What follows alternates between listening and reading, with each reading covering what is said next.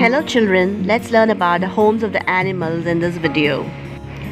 Before watching the video, please subscribe our videos that you'll be notified with more information. Okay, let's get started. Hello friends, are you ready to learn along with me? Yes, come on. The home of the squirrel is called as the Drey.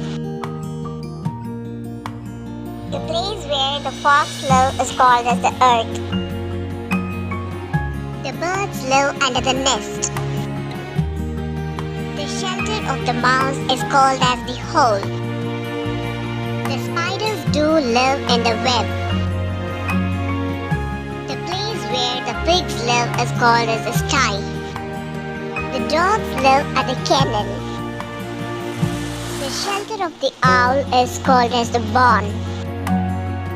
The shelter of the mouse is called as the hole. Fowl is a kind of the poultry bird, and the place where the fowl lives is called as the coop.